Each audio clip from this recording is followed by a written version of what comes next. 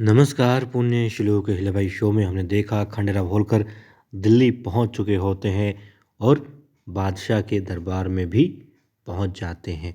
अब बादशाह खंडेराव होलकर के आने से पहले ही उनकी तारीफें कर रहे होते हैं, इसलिए कुछ मंत्रीगण वहां पर नाराज तो नहीं मगर नाखुश नजर आते हैं। कहते हैं, बादशाह क्या इस दरबार में इतने लोग हैं, इतने बलवान हैं, उनमें से एक भी इस लायक आपको नहीं लगा कि आप उसे सूरजमल के सामने खड़ा कर पाएं? क्या आवश्यकता है बाहर से खंडेराव होलकर को बुलाने की, उसे इतना मान सम्मान देने की?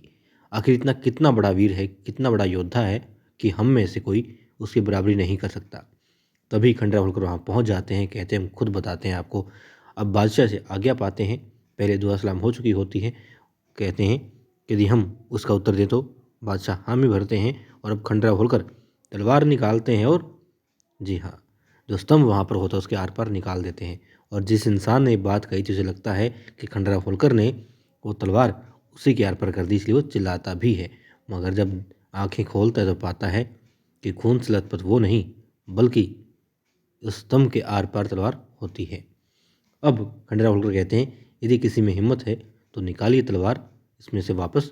और वो वापस चले जाएंगे मालवा अपनी सेना को लेकर के, क्योंकि फिर खंडेराव होलकर की आवश्यकता ही नहीं है, क्योंकि यहाँ पर वाकई में शूरवीर बैठे हैं। अब उस सभा में से एक करके लोग आते हैं, मगर कोशिश करने के बावजूद असफल रहते हैं और वापस चले जाते हैं। किसी और महारथी को बुलाते हैं कि हाँ आप आए, आप निकालें, मगर वो भी कामयाब नहीं होता। अब बादशाह उठते हैं, तलवार लाते हैं और बांधते हैं खंडेराव होलकर की कमर पर और बहुत ही खुशी जाहिर करते हैं। हालांकि वो ये भी कहते हैं कि वो खुद एक योद्धा हैं और उन्हें किसी दूसरे योद्धा की कमर पर तलवार बांधते हुए शर्म नहीं आ रही है। हालांकि गर्व की बात होनी चाहिए थी, मगर खैर उनके शब्द वो जाने। अब खंडेराव होलकर वहाँ आगाज़ करते हैं सूरजमल के खिलाफ में जंग का। रणनीति बनाते हैं और कहाँ होते हैं। अब रात का समय होता है। वो विचार विमर्श कर रहे होते हैं तुकोजी के साथ में, और तुकोजी भी बहुत गौरवान्वित महसूस कर रहे होते हैं खंडेराव की इस उपलब्धि के लिए। और महल में भी खुशियाँ तो होती हैं, मगर मल्हार राव सूबेदार जी जा रहे होते हैं पुणे। अब देवी अहिल्या को सब संभालना है। सभी लोग वहाँ पर उपस्थित होते हैं। अब देवी अहिल्या कहीं खोई हुई होती है। सूबेदार जी पूछते हैं, आखिर बात क्या है अहिल्या? तो बताती हैं कि थोड़ी चिंतित हैं और वो चाहती हैं कि खंडेराव होलकर के लिए वो वहाँ पर जाएं। सूबेदार जी भी कहते हैं कि यहाँ प्रशासन का काम है। पीछे से अहिल्या, अब देवी अहिल्या कहती है वो प्रशासन का सारा काम निपटा कर यदि जाना चाहे तो जा सकते हैं, बस आप आज्ञा दे दीजिए। अब रानियाँ सभी कहती हैं कि भाई क्यों जाए, क्या आवश्यकता है? क्या तुम्हें विश्वास नहीं है खंडेराव होलकर की वीरता पर, उसके बाजुओं की ताकत पर? देवी कहती विश्वास है, मगर बस वो चिंतित हैं। और उनके वहाँ जाने से खंडेराव होलकर की ना तो परेशानियाँ कम होगी ना ही ताकत, बस देवी अहिल्या को तसल्ली मिल जाएगी, इसलिए वो जाना चाहती हैं। मल्हार राव सूबेदार जी हामी भर देते हैं। कहते हैं ठीक है, तुम्हें आज्ञा है, तुम जा सकती हो। अब रात ढल चुकी होती है और क्या होता है, और रात के समय खंडेराव अपनी छावनी में बैठे होते हैं। तभी एक तीर आकर गिरता है। खंडेराव होलकर अपनी तलवार खींच लेता है। सैनिक भी सजग हो जाते हैं, तुकोजी भी तलवार निकाल लेते हैं। फिर कुछ लोग आते हैं, आग्रह करते हैं कि खंडेराव होलकर की सेना में उन्हें शामिल कर लिया जाए। क्यों? क्योंकि सूरजमल से बहुत ही वो लोग दुखी हैं, विस्थापित हो गए हैं, परिवार वाले सब कहीं सुरक्षित स्थान पर भेज दिए गए हैं, बहुत सारे लोग मारे गए हैं।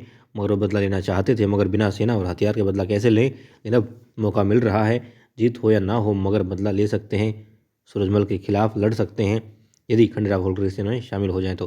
तुकोजी मना करते हैं। खंडेराव होलकर कहते हैं कि हाँ, खंडेराव कहते हैं कि इस तुकोजी ही चयन करते हैं सैनिकों का, और सारी सेना इन्हीं की देखरेख में है, तो किसे लेना है नहीं लेना है यही जाने। और जब ये मना कर रहे हैं तो माफ़ कीजिएगा, मैं आपको नहीं ले सकता। अब उनमें से एक इंसान अपने गर्दन पर खंजर लगा लेता है, कहता है कि ठीक है, फिर जीने का क्या फ़ायदा?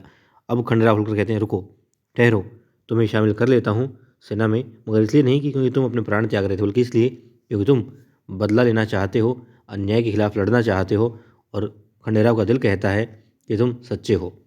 अब मन ही मन तुकोजी कहते हैं, खंडेराव तुम गलत कर रहे हो। जी हाँ, अभी थोड़ी देर पहले तक जो तुकोजी खंडेराव होलकर की तारीफ कर रहे थे, मालवा का रत्न जिसे बता रहे थे, उस रत्न के लिए वो कहते हैं, खंडेराव होलकर तुम्हारा अच्छा होना ही डर लगता है कहीं तुम्हें नुकसान ना पहुंचा दे। अब छिपकर कुछ सैनिक, दुश्मन सैनिक जो हैं, देख भी रहे होते हैं ये सब। और वहाँ पर महल में क्योंकि सुबह हो चुकी होती है, देवी अहिल्या दरबार लगाती है, लोगों की परेशानियों का हल करती हैं और जल्द से जल्द चाहती है खंडेराव होलकर के पास में जाना। और क्या दिखाते हैं, और दिखाते हैं तैयारी दोनों तरफ से हो चुकी होती है।